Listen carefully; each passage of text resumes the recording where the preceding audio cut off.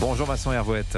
Bonjour Dimitri, bonjour à tous. Vincent, suspense autour du prix Nobel de la paix. Il doit être remis, comme tous les ans, à la mi-journée à l'hôtel de ville d'Oslo. Alors tout est prêt, sauf la lauréate, la vénézuélienne Maria Corina Machado, qui ne viendra pas.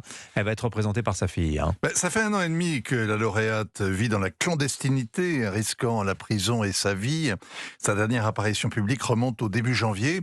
Maria Corina Machado est devenue une sorte de mythe au Venezuela et dans les pays frères comme le Nicaragua et Cuba.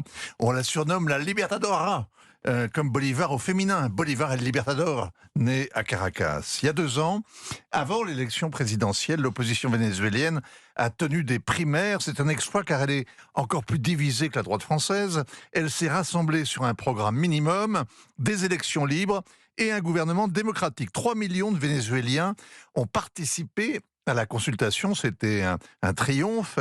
Et à 93%, ils ont choisi Maria Machado, une sorte de plébiscite. Après 20 ans à s'opposer en vain à la dictature de plus en plus lourde d'Hugo Chavez, son heure a sonné. La réaction du pouvoir a été d'une simplicité brutale. Il l'a déclaré inéligible. Ensuite, Maduro a bourré les urnes, s'est déclaré vainqueur pour la 3e fois et il a enfermé tous ceux qui protestaient. L'opposant choisi pour remplacer Maria Machado est parti pour l'exil, comme l'ont déjà fait tous les Vénézuéliens qu'ils peuvent. Oui, 8 millions de Vénézuéliens sont 8. exilés. 8 millions, soit un tiers de la population. Mais pas Maria Corina Machado. On connaît sa ténacité, son courage et puis aussi sa cohérence politique.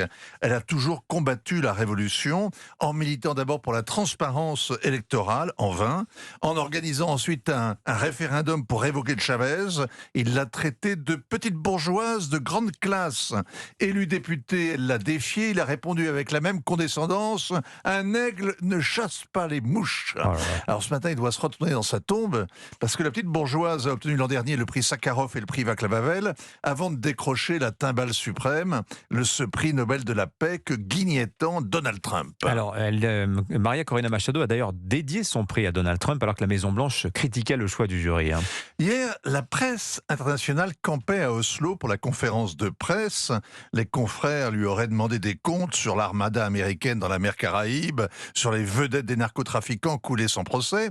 Mais elle n'est pas arrivée. Patrick Wajman, le fondateur de Politique Internationale, la revue, connaît la lauréate et publie ce matin une interview toute récente. Elle lui dit: nous avons épuisé tous les moyens pacifiques pour nous libérer de ce régime prédateur et criminel. Il est confortable pour le monde d'ignorer les fraudes continuelles de Maduro. Et elle évoque évidemment les milliers d'arrestations, disparitions, exécutions, les crimes contre l'humanité documentés par les Nations Unies, la corruption, le narcotrafic, la ruine d'un pays qui flotte pourtant sur un océan de pétrole. Elle croit à l'imminence de la fin, le régime à l'agonie sous l'effet combiné des pressions internes et internationales. Après la remise du Nobel, il y a, selon la coutume, une procession au flambeau à Oslo. Elle a été annulée aujourd'hui. Le comité des pacifistes qui l'organise est scandalisé que Maria Machado ait soutenu les sanctions contre le Venezuela, n'ait pas condamné le déploiement américain au large. Tout comme l'extrême gauche qui l'accuse sur Internet d'être l'allié de l'Argentin Milei, d'avoir été photographié avec Benjamin Netanyahou et même d'avoir dédié son prix à Donald Trump. Tous ces gens ignorent tout de Simon Bolivar et de ce qu'est une Vénézuélienne qui se bat pour la libertad. Signature Europe 1, ainsi va le monde. Merci beaucoup Vincent Hervouette.